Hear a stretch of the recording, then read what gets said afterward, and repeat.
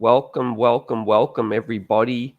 The streets are buzzing, and I'm excited to welcome on the Goatman Tater, Bo Esters. How are we doing? I'm good. I'm in the middle of a WNBA shift and rapid preparation for Summer League. I live in Los Angeles now, so I'm flying out tomorrow from LA to Las Vegas for NBA Summer League. I am the media and broadcast chair for a program called Sports Business Classroom. So I'll be busy doing that. And I'm going to be running into some of my friends from Australia over there from the NBL. So I'm really excited about the week and a half that's getting ready to start for me. Yeah, absolutely, Bo. It is really exciting. We say the NBA is a 12-month a year event Yeah. now, right? I Yeah. mean, you're a part of this thing. Would you agree? Do you get much time off? No. Here's how I would say that. I remember about 8 to 10 years ago, one of my bosses said, sent me a text, and literally just a silly little text. He said, "Enjoy the off season," and then in parentheses, "What off season?" Question mark. And I'm like, that's it. I mean, we jump straight from playoffs into draft, into free agency, into summer league, and then we start looking at training camp soon after that. And for me, since I don't just cover the NBA, I'm in the middle of a WNBA season as well. So it is a full time run, and I've done this for so long now that I know about what I'm doing by what month of the year it is. And I know where it's a little slower than heavier, and where I can get Yeah. out on vacation and stuff like that. But man, it is a full run all the time working with the NBA. Yeah, you must be passionate about basketball to be dedicating that much time, almost as passionate as Nick fans. I don't know if I'm that passionate. That's a really passionate group. And you know what? I love them for that passion that they maintain. Because I remember when they were really in the '90s, right there knocking on the door for a long time. So I remember the franchise as that, with Patrick Ewing as the force for that team, and he just came along in the wrong era, man. He just came along in the era of Michael Jordan, and good luck, pal. You're not beating that guy. So I would love to see the Knicks. What I would love to see, honestly, is for the Knicks to once again have one of the 4 or 5 best players in the league and sort of run it that way, to have an anchor and to have a star. And look, in my business as well, in media, it wouldn't be a bad thing for the Knicks to have a superstar. Let's say Zion Williamson landed there. It's a pretty good thing. Or, It attracts a lot of attention, that team. yeah, we've been messaging and emailing and DMing Adam Silver to help us out. Did you know the Knicks haven't improved their draft lottery odds since Patrick Ewing? They've either stayed the same or moved down since 87 or whatever year it was. I mean, Well, here's something's got to give. here's the thing with that. It is like they keep tightening the odds, I think, and making it tougher for the team that is the last team into the lottery to get the #1 overall pick. But at some point, the Knicks have to get that. At some point, they need that dominant player. And look, for a minute last year or 2 years ago, I guess, with Julius Randle, I thought the team was in a pretty good spot. You get RJ Barrett, things are looking good. But what's happened in my mind is that the Eastern Conference can be sort of stacked. The best team in the NBA, in my mind, when perfectly healthy, is the Milwaukee Bucks. So Yeah. that's a start. Then you got the Boston Celtics, who look really good. We don't know what they're going to do. The Philadelphia 76ers have the runner-up in the MVP race in Joel Embiid. Miami's really good. We don't know about Brooklyn and what's going to happen. Are they going to trade Kevin Durant? Maybe they keep him. What's going to happen with Kyrie? So there's a lot to attack in the Eastern Conference, even to have a chance. That's the challenge. Yep, I've always been saying the NBA is actually the hardest league in professional sports to win because 5 players on the court, one player can really have a huge impact. One generational player, like you said, will change the fortunes of a team, or you could build a solid depth team to handle all positions, just like Yeah. the last Knicks championship team. Yep. Yeah, no, that's a good point. So here's what I would say to you on that. This year, the Golden State Warriors won. I say this, I'll add this too. I often say that the healthiest team is often the best team. So, really, to refine that a little bit, the healthiest great team is often the best team. So, the Golden State Warriors were clearly a really good team. They also didn't have the injuries to like a Chris Middleton, like the Milwaukee Bucks, so they lose an all star. Ja Morant goes out. There's an all-star lost. There were other significant playoff injuries that teams suffered. Joel Embiid goes out. The Denver Nuggets were without two really good players all season long. So it's a tournament that takes place in April, May, and June, and the healthiest great team typically wins. You also typically have a superstar winning it. So Steph Curry this year, Giannis Antetokounmpo last year, LeBron the year before. You just keep going back. Kawhi, Steph and KD. That's the way it works. So you're right. Just 5 guys on the court, and one great guy can dominate that action so much that it makes it tough for teams that are further down the slate to get a leg up. Yeah, definitely. And you've been around the league, Bo, for a minute now, and congratulations, obviously, on all your success. Your voice is going to be forever synonymous with the game. There are a lot of people that know your voice, but haven't seen the man, seen the man in person. Yeah. And how do you continue to evolve? Like, I've read so many great stories about how, the top 10, the thing that went viral came about with the editing software, but is it just your passion that comes out when you see these new kids come through, the highlights, the generational talent? Is there anything that you plan accordingly, or is it just comes out? Well, I at the end of the day, after all, the career designs that I've had, and I wanted to be a sportscaster for my entire life since I was like 5 years old. This is what I wanted to do. And I've always loved basketball like a child. And I want to maintain that childlike enthusiasm for the game. So those are the 2 main components of whatever success I've had. But I would say that there's definitely a plan, and there's definitely skills that improve throughout the course of your career. Look, I'm a much better broadcaster now than the first time I went on national television. I was 28. I'm much better now than I was then. It's not even close. I was better looking then, but I'm much better now as a broadcaster. So, there are skills that you develop over time, but if you don't have that passion at the start of it, I don't think you're going to get where I am, at least in the way I am. I think the thing that people sort of recognize with the way that I do those top 10s is here's a guy that loves the game. I hope that's what they get. Yeah. I hope they get that here's a guy who just loves it and he doesn't get tired. And I'll tell you a story. I made the varsity basketball team in my sophomore year of high school. And this is right in the era of Michael Jordan's prime. So we are all this is the biggest basketball star of all time. There's nobody close to him. There's nobody that touches him. And he's flying through the air every night. So we were dunk obsessed as kids. Absolutely. Anything that was a dunk was the biggest deal in the world. And it's not quite the same now. Remember, we didn't have access to highlights all the time on our phone and everything like that. We would see it once a night on TV. That's it. Then it became like myth and legend. So I'm on the bench late in a game in Atlanta, Georgia for Meadow Creek High School.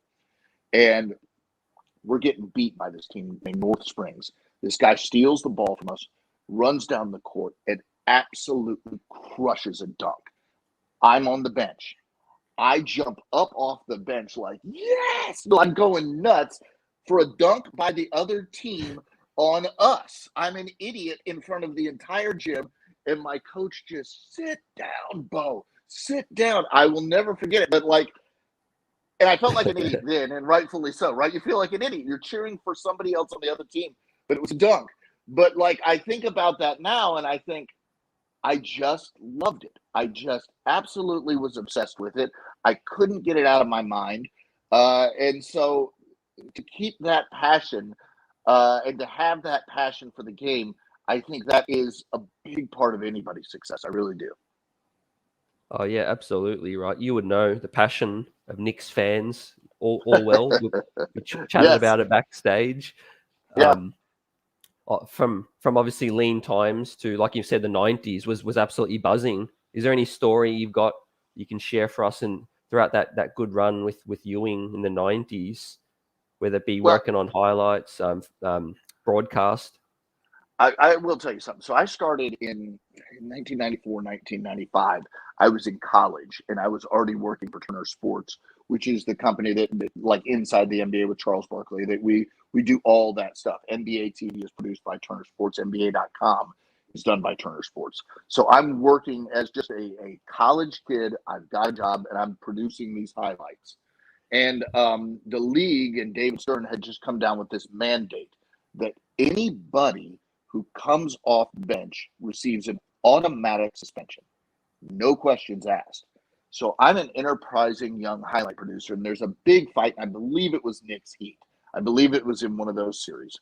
And Yeah. so I go and I get the video, and I find an overhead angle, and I line up. I draw a line on the sideline, and I highlight and spot shadow each individual Knicks player that has come off the bench by an inch. If they've come off the bench by an inch, it's in those highlights.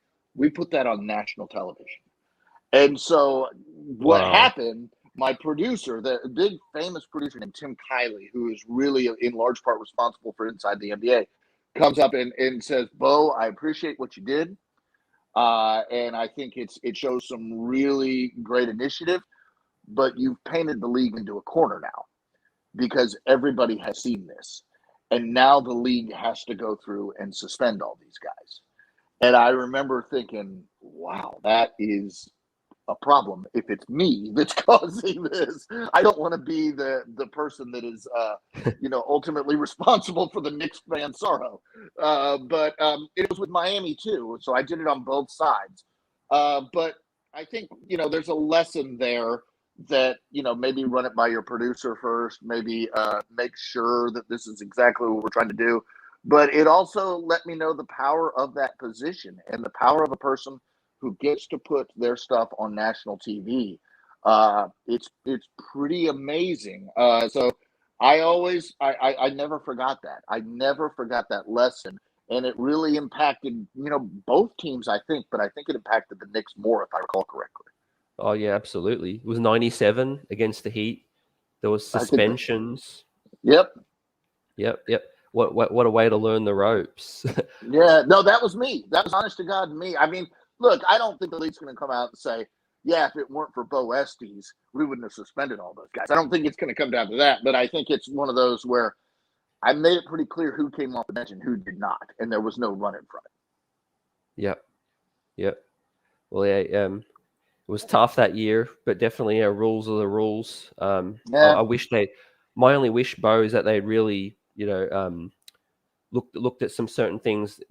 Now, they've relaxed on certain things. If a guy has his first tech, then they Yeah. they let him talk a lot more, a heck of a You're lot talking more. about Draymond Green right now. I feel it. I feel like you're talking about. Yeah, Draymond Green rides that wave. He gets a first tech, and it just seems like he can say anything in the world, do anything in the world. He's not getting that second tech, and we all know that probably dates back to 2016 when he was suspended in the NBA Finals. And for my money, if you look back at all those playoffs, he absolutely deserved that suspension. But Yeah. in some ways it changed the outcome, right? It may be, but my thought on that has always been that was game 4, so he was out for game 5. Golden State, a 73 win team, still had 2 shots to beat the Cleveland Cavaliers, one at home, and they didn't get it done. Yep. Yeah. In terms of some more current Knicks, Bo, well, we've seen some big highlights with Obi Toppin winning the dunk contest. Love him. Yeah. I was looking back at some former top tens. You had the big call against with Alonzo Trier. He threw it down in his one of his first games. That was a big highlight dunk. There was there was quite a few over the years. Anything that stick out? Didn't Obi go between his legs in a game either this year or last year? Is that right? Twice. My God. Yeah, so when I see that, just to give you guys an idea of how it works, I let the producer dictate what's going to be the top 10. But if I see something like that, I will send a little joking note that basically you're fired if this isn't in the top 10. I mean, like, it's unbelievable. If it's something that unbelievable, we need to get it in the top 10. And that's, look, I've been around doing this since the 90s. I don't think there's a person on the planet who has called more NBA highlights than me. So I try to stay out of the way, but on some things I will pull rank. Yep. And he actually got robbed the first dunk contest that he lost. He came back, took care of business, if you remember.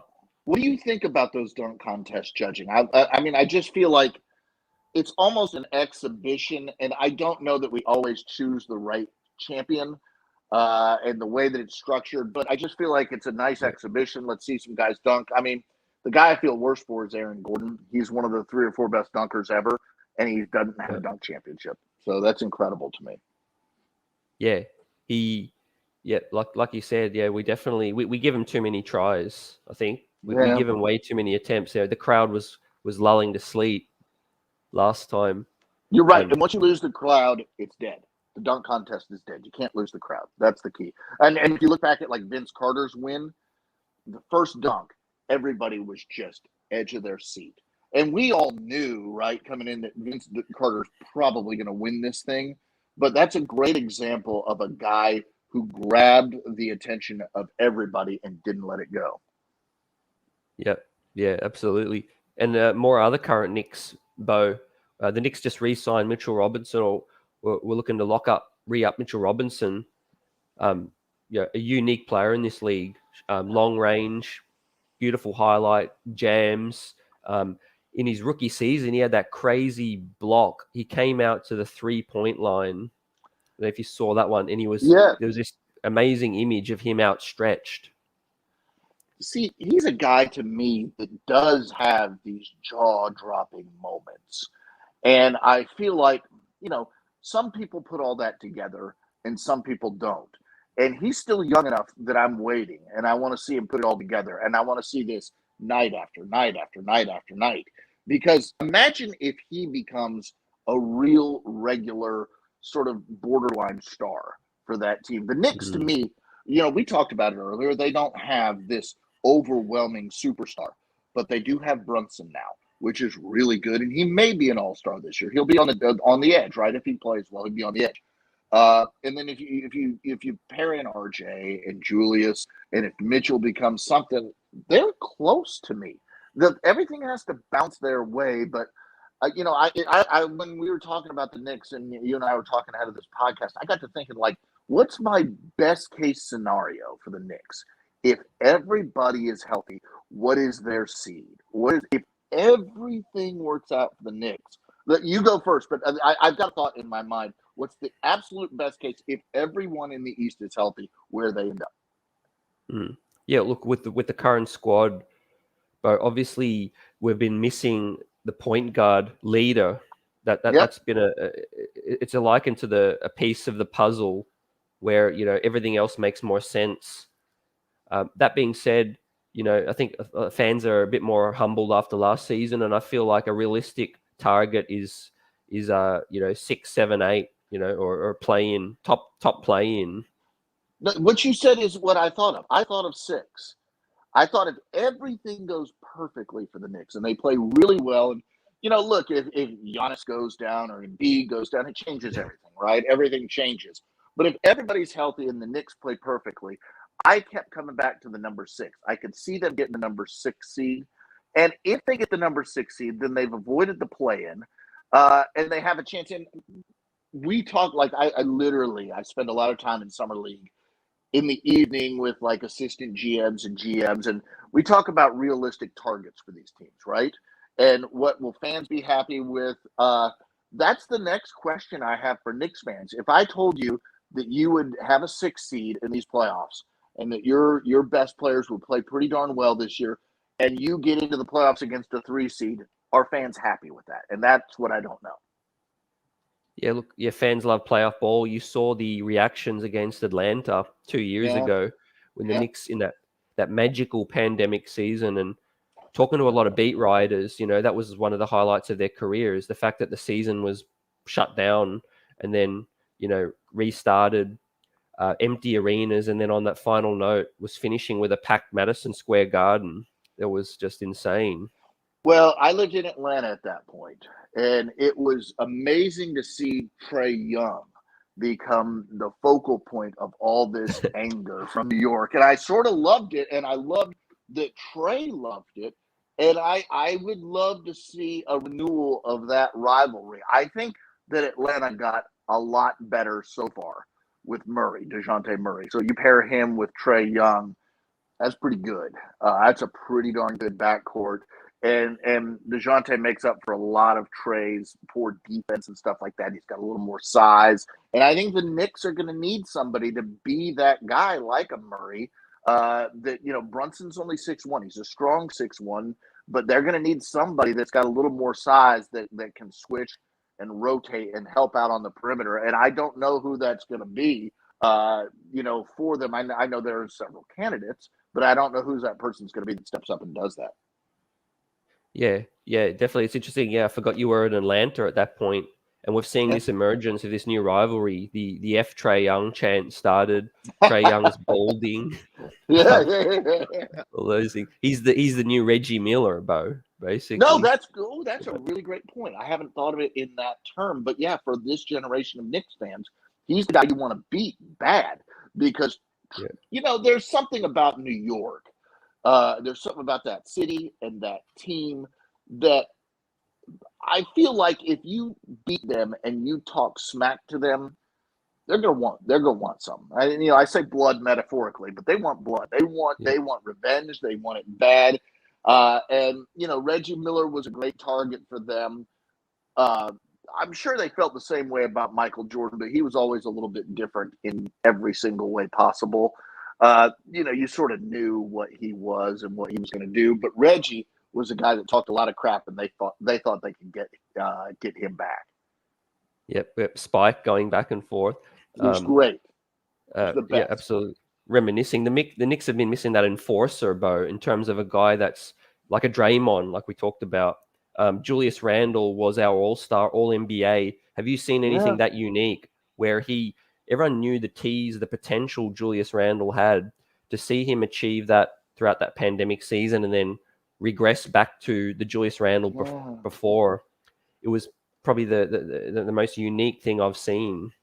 It's tough because Julius Randle of that season where they got into the playoffs, if he comes back as that next year, and then you get Jalen Brunson to play like he did last year, and RJ Barrett to play, he was a 20-point guy last year, right? If you get all of that combined, the Knicks are something. I don't know why he fell off last year.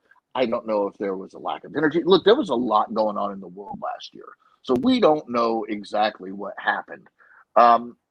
But I've been giving a lot of people a pass for the last couple of years, and I want to see something from Julius this year because I think we're out of that zone now. I think the fans expect something.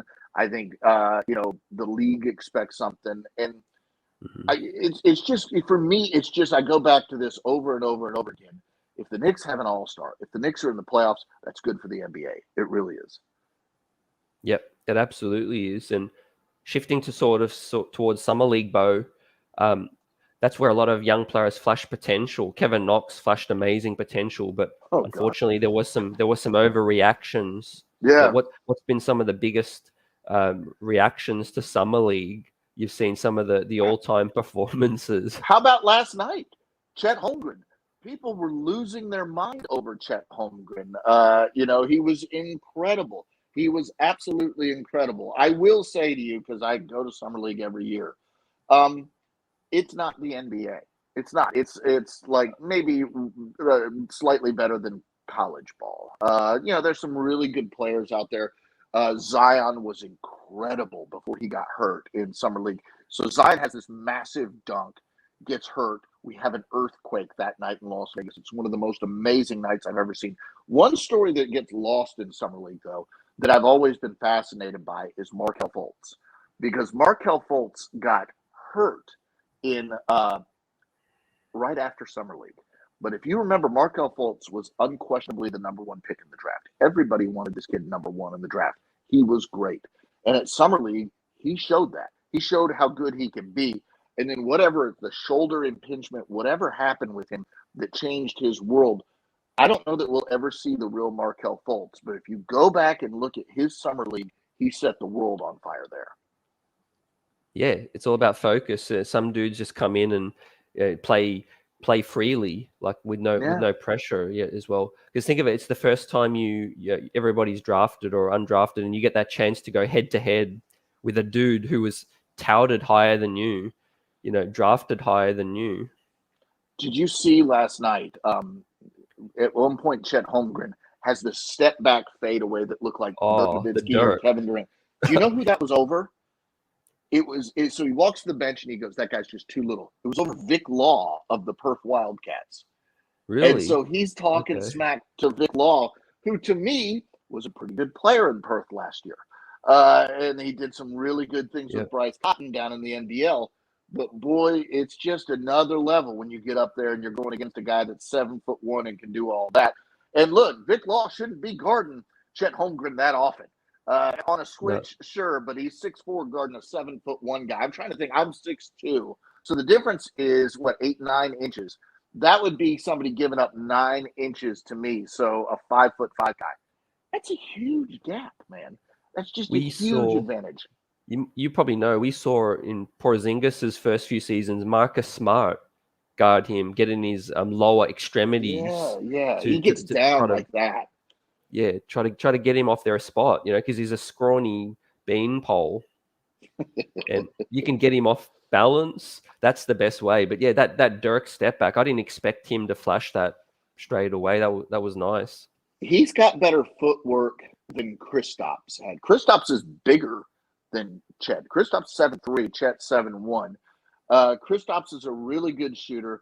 We'll never know what career he would have had he have not suffered that terrible injury. We'll never know, right? Yeah. But that's just sort of the risk you take when you draft a player that's built like that. And look, the number one player in the draft next year is going to be Kristaps Porzingis style. He's going to be 7'3". He's going to be skinny. But a lot of people think he's the next great generational talent in the NBA. I'm talking about Victor Wembanyama, I believe his name, out of France. So it's going to be fascinating to see him. But I always think there is some risk when you draft a player with that build. Yeah, it is a risk. I actually was saying if the Knicks got the number one selection, I would have taken either Paolo, Jabari, or Ivy ahead of Chet. So yeah, I would have probably gone Jabari if I was Orlando. They had the number one pick. They went with Paolo Banchero, and he's really good. I'm a North Carolina basketball fan, so I saw him up close and personal with Duke, and he was a real load out there. He's got all sorts of skill, but I do think Jabari. NBA people talk about like floors and ceilings. I think Paolo's floor is probably better than Jabari's, but the best version of Jabari is probably better than the best version of Paolo. And at that point, I would take a risk on Jabari probably if I'm Orlando. Yeah, it was a really nice fit. And looking ahead to this summer league, Bo, on the current Knicks squad, who do you like? Who's caught your eye? Who do you think has untapped potential? There's a lot of debate among Knicks fans over Cam Reddish, a dude that you know well from Atlanta. Yeah. Can you give us any insight or thoughts on Cam? And we talked about Grimes, who and there's Fournier as well, who fans are thinking. So the Knicks' true hole right now is the 3 spot, pretty much with Brunson here now. Yeah, so here's what I would say to you on all of those guys, particularly Cam Reddish is talented, right? There's no question that Cam Reddish has the talent to be an impactful player in the NBA, and he had real big moments in Atlanta. He really did. With your coach currently, you have to be a player he likes and fit into his system. And so does Cam Reddish fit there? I don't know. I don't know that there's going to be a love affair between those two. I think the guy that is interesting to me, and as a North Carolina fan, it pains me to say this, is Trevor Keels. I think this is a guy that, he was a McDonald's All-American as a high school player. And at Duke, he doesn't get as much run as he may have liked. Let's put it this way. He wasn't the focal point of that offense like Paolo was. So I don't know that we know all that he can do. I feel like I saw moments for him where he was pretty special and really talented. And he's that 6'4", really athletic, really fast. He's a pretty strong guy that can do a lot of the things that I think the Knicks could need. I'm going to be interested to see. The one thing that he sort of lacked last year, I think he was around 31% as a three-point shooter in college. He has to improve that. He has to be better than that. If he can get his percentage up to 35, 36% this year, and if he can really defend and hustle like he did and influence the game with his energy, I think that's a guy to look out for. And, I told you I'm a North Carolina basketball fan. It hurts me to pick a Duke guy like that. But, I know I saw that Garrison Brooks was on the squad. I'm going to cheer for Garrison. I really am. I don't know that he's going to be the guy that's going to break through with the Knicks. He's a 6'8" guy with a jump shot. He's not super quick. He's not incredibly athletic. I'm going to cheer like crazy for him. And I'll be there. And I'll be able to – I'll touch base with you. I'll tell you who's what. But, like, again, Summer League feedback, Summer League is not the NBA. It just really isn't. But there's players that you can get excited about. I'm sure Paolo will do very well. And I'm sure that Jabari will do very well for Houston. But there'll be some breakout players that aren't those top picks as well. Yeah, that's the most difficult thing, Bo, to determine, okay, what's going to translate out of Summer League into the NBA and what is a flash in the pan, because we've seen Knicks all too well have seen some flash in the pan. But yeah, I appreciate the Keels insight and the Brooks, because Keels was a nice fit for a pick 42 in terms of the Knicks. The Knicks were last in position versatility. He's a stocky frame, but hopefully the shot comes along. He can defend. I'm interested to see what he looks like. And we have a Deuce McBride as well returning. Yeah. So what's interesting to me about Keels is he just has some of the characteristics that the Knicks seem to need at this moment. And what you'll hear people talk a lot about is fit and timing. And his fit seems right and his timing seems right for the Knicks to make a career. Let me give you a good example of a guy who, wasn't picked in the first round and wasn't supposed to be much of an NBA player, but he fit and his timing was great. It's Danny Green. Danny Green's had this majestic career of being like a Spurs champion, a Toronto Raptors champion. I believe he won the championship with the Lakers because he was a 6'6" guy who could defend, and as the league turned into a three-point shooting league, he was able to knock down that corner three-pointer. So his fit was perfect, his timing was perfect, and there's a chance that Keels is specific to the Knicks, has a pretty good fit and pretty good timing. Yep. And another dude fans have been wanting to see play more positions is Obi Toppin. We've talked about his highlights. What do you think about Obi the player? Because Julius Randle, the Obi thing, is probably the number one storyline going into this season. We talked about Tibbs, and he doesn't like playing those two together because Tibbs wants a rim protector, so they re-sign Mitch. But Obi's worthy of more than 15 minutes that he was getting, and a decision needs to be made. Yeah, that's the challenge, is because you've got the fans have priorities. The coach has priorities, which is win now, because I've got to keep my job, right? So it's win now. The GM has, a 5-year window, and if you don't turn up anything, it's trouble. So everybody's got different priorities in this deal. And so if the coach is feeling the heat, he's going to play the lineup that he thinks is going to win the games most. But if the GM wants to develop players, he's going to put his thumb on the coach to try to play the players that he wants to develop.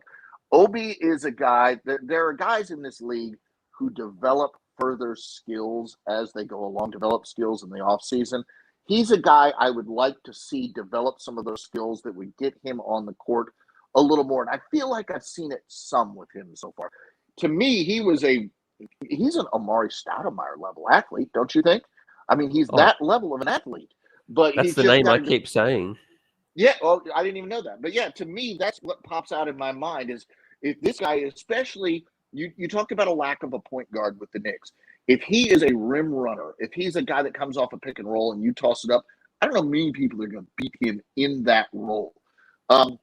Mitch Robinson's pretty good at that too, probably. But yeah, Jericho Sims. Yeah, so they've got guys that can do that, but you sort of have to pick and choose who's going to be what there. Julius is going to have his place because at his best, he's an all-star, right? He's just clearly an all-star. But he's one of those guys, Obi is, that you talk about ceiling, and I talked about ceiling a minute ago. His ceiling is something special, man. So if I'm the Knicks, I need to find out, can he get there or not pretty quickly, because they've been waiting around a little bit now. Yeah, he flashed so much, Bo, towards the end of last season, even the Yeah. season before in Atlanta. He's immature. He's 24. He's going to be 25 soon. So he looks like a player that's confident on the court, knows his abilities. He just needs that consistency and the reps. But of course, I want to see what Julius comes back as well. We need to repair his trade value if the Knicks are looking to move. What's the number one question going into this next season? Is Julius again or not? Yep. Julius. Yep. That's the number one question. Or what are they going to do with Julius? Because people thought Portland would bite. They wanted Jeremy Grant. People were shocked that Sacramento traded for Sabonis. They wanted him over Randall. Or maybe this front office doesn't want to part with Randall just yet. I feel like, you got to get something for him. If you're not going to build around him, you got to get something for him. And he's a near all-star guy. I think he's a guy that could put a team that already has 2 all-stars over the top. He's not going to be your best player on a championship team. And he may not be your second best player on a championship team. But if he's your third best player, that's something. Then the other question, what's the thought on RJ? Well, that was my next question. Yeah. That was my next question. So from my perspective, you remember he was the number 1 player in America in high school, right? Super talented guy, goes to Duke, gets overshadowed a bit by Zion Williamson, rightfully so. We all understand that. He has a lot of offensive abilities. He does. It needs to be a little more refined. I could stand to see him get a little more intense, physical stuff like that. But he's a guy that just seems like he needs to make that next step soon. Yeah. There is a lot of hope that RJ will. This is the year we'll really, really see. He's eligible for an extension, Bo. Yeah. And he is coming in, showed maturity, looking to take over the keys. So it's in RJ's hands this season to take over. Well, that's a tough ask, though. That really is, in that city with that team that has so much value, and you know how tough that media is. If he takes over and he's the guy and Julius gets moved on and you're building around RJ Barrett in Madison Square Garden, well, you're asking a lot of him. Because I don't know that he has that much talent. I think he's got a lot of talent. But again, I think you're talking about a guy who could be the second or third best player on a championship team. Certainly not the first best player. Yep. Well, to that, I would ask you, when you saw Jimmy Butler after a few years, I think there are certain skills in a player, like their work ethic, their will, all of those things to want to improve. I think RJ has that in him. So that's key, and you bring up a good point, and that's something that like I've spent a lot of time going to high school games with NBA general managers, and they look at the game different than I do as a highlights guy. I went to a game once, and this GM was obsessed with how this McDonald's All-American was interacting with his teammates and supporting his teammates. And when they were up by 50, the bench guys go in, and he's standing up for every one of those bench guys. And this GM fell in love with this guy for a weird thing like that. But work ethic is another one of those things that, and intensity. You mentioned Jimmy Butler, another great guy. I don't know if everybody's read Miran Fader's biography of Giannis Antetokounmpo. This is a guy who worked himself to death to be incredible. Let's all be honest. Giannis was born with an immense amount of talent. Certainly more than Jimmy Butler. Certainly more than RJ Barrett. He's just got more physical ability. But had he have been lazy, we would have never seen it. We would have never seen it. He worked himself to death. So if RJ, and I don't know this about him personally as much as maybe I should, if RJ is one of those elite, absolutely elite work ethic guys, intensity guys, then I think you may have something. But again, at his best, to me, he's the second best player on a championship team. Yeah, I would have to agree on a championship team based on what I've seen so far as well. Look who's won it lately. Steph, LeBron, Giannis, Kawhi. That's the group. That's KD. If you think KD was better on those two Warriors championships team, but that's That's something that will set Twitter on fire if you start debating that. But look, those are the guys. That's the list, right? Those are Yeah. superstars, just absolute superstars. You have to have somebody of that level to probably win a championship these days. There's the story of the Detroit Pistons back, I believe, 2003, 2004. They didn't have that absolute superstar, but that's about the list, honestly. Yeah. And who is some of Bo's most famous favorite players over the course of your career and also currently? Who do you enjoy the most watching? So here are players I love watching right now in no particular order. Steph Curry, Kevin Durant, Giannis Antetokounmpo. Kawhi's sort of forgotten to me because he's been injured for a bit. Let me dig deeper now. There are players that aren't like at that absolute top tier that I really enjoy. Klay Thompson's a guy. Chris Middleton's a guy that I love how they affect winning with the skill set they have, and they make improvements over the course of their career. I'll tell you another guy, because of my involvement with the NBL, I can't wait to see Josh Giddey line up every time he gets out there. I absolutely love that guy's mind for the game, his understanding of space, what his now 6'9" frame is able to dictate in an NBA game. I didn't know that he was going to be that good. I didn't. Can he be as good as LaMelo Ball? Maybe. He may be better than LaMelo Ball. He's that good. So there are guys. I love Luka Doncic. Absolutely love Luka Doncic. Devin Booker's fascinating. LeBron to this day, he's the best player this century for sure. I don't know. There's so many great. Like, I have a hard time finding an NBA game that I don't want to watch. And it can be for different reasons, right? Like, if I want to see a rookie develop, like a rookie I loved last year is Jalen Green of the Houston Rockets. I don't know. The first time I saw him, the first time I saw him, I called a game of his. He was a sophomore in high school. And this guy I really respect walked up to me and he said, "That's the new Kobe Bryant." And I was like, wow. That's really saying something. I never forgot it. And I was like, man, I have got to watch everything I can of this guy. And so I was reading an article the other day, and somebody, it's an NBA player, said that Jalen Green has the best work ethic they've seen since Kobe Bryant. And I was blown away because it's that name again, Kobe, coming up with Jalen. And I know everybody's in love with Cade Cunningham, and they should be because he's unbelievable. But boy, Jalen is going to be special. Yeah, well, they're building that team around him. I like the makeup of that team. Yeah, he seems to be a real favorite. For me, and I don't want to be a Debbie Downer, but I always said I want to see a new champion, Bo. I admire and I have all the superlatives for Steph Curry. Yep. But for the NBA as well, I love when Giannis won. That was my favorite of the last few to beat that Phoenix team that was favorite. Well, let me just tell you this. If Chris Middleton doesn't get hurt and Milwaukee gets to the finals, I have no clue how Golden State beats that Milwaukee team. I have no clue. I can't tell you how Golden State can handle that team. But and I will never put an asterisk by any NBA championship. The NBA playoffs are a tournament that happens from April to June. The healthiest great team wins. So if you're a great team and you don't have the health, I'm sorry. It's just not going to work out for you. But I am very able to separate champion from best team. And to me, the Milwaukee Bucks are the best team in the NBA when they're healthy right now. They're that good. Yeah, just the way they play, ball movement.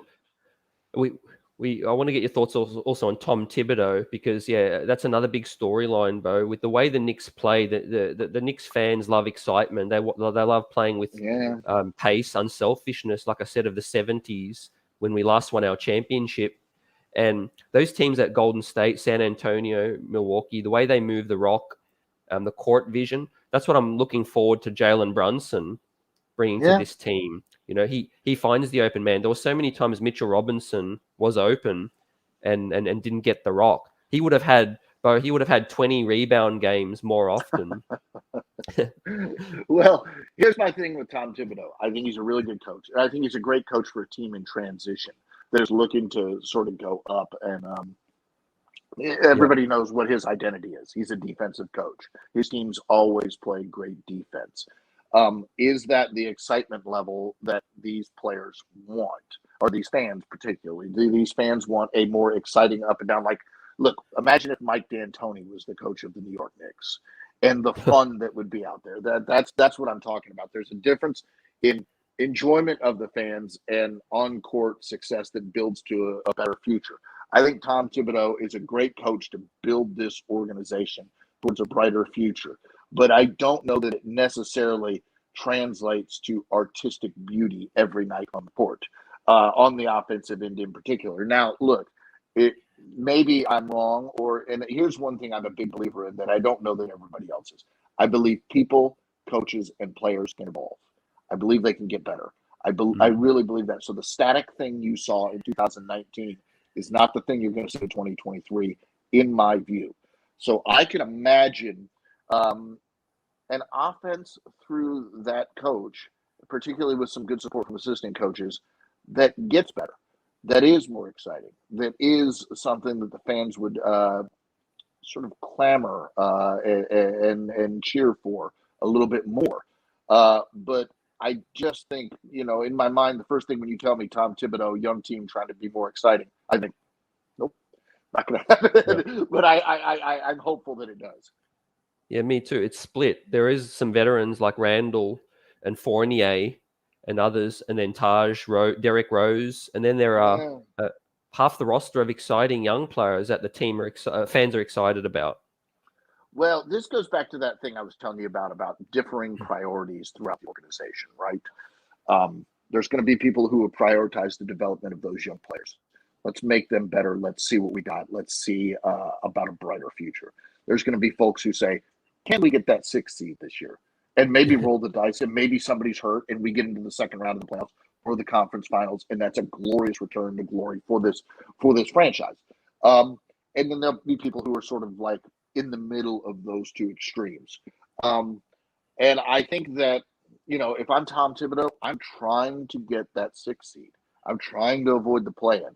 I'm trying to, have some home playoff games in Madison Square Garden and generate that excitement and get back to where they were a couple of years ago, where there was literal excitement about this franchise. And had they beat the Hawks, my God, those fans would have gone nuts.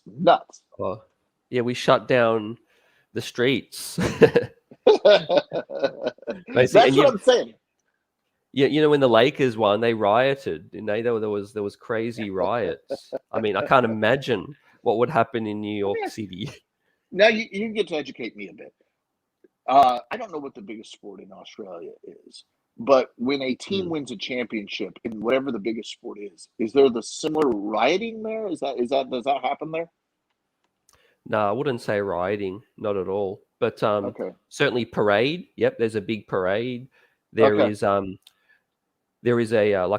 celebration day that everyone's invited to the next day. I'm talking about Australian football. Yep. Mostly, yeah. There are different codes of football here, but yeah, mostly similar rules. And yeah, there's a celebration at the arena. Everyone's invited, and then the parade is big, where they go around on the double-decker bus. Yeah, interesting. Yeah. Interesting. Okay, yeah, because we do go nuts here. If a college team wins a national championship, there's a bonfire that inevitably turns into some, absolute insanity. And if a pro team wins, in Philadelphia, they're burning down cars and everything like that. I don't know why people do that. I remember in Atlanta when we have a baseball team called the Braves, when they won a World Series, we all stormed the streets that night, but I don't remember anything burning down. But it was a lot of fun. It was a great time. Yeah, no, I can imagine. Bo, really appreciate your time. Thanks for coming on, have a chat. And if you can give us a little sound bite, would be really appreciate it for the chat. What do you want? I can do anything you want me to do. Pick a player. Okay. Do you want something like with top 10 style? Yeah. You can always go with somebody light a candle for Julius Randle because this New York Knick is too hot to handle. There you go. I don't Nailed know why it. that just popped into my head, but it did. I love the ad lib. Hopefully that's a good sign. We get back an all-star Julius Randle. Save that clip, and if he is good, use it over and over. Yep. All right, enjoy the summer league, and have fun out there, and hopefully talk to you soon. Yeah. It was a real pleasure talking to you, CT. We'll talk to you soon. Yep. Appreciate you.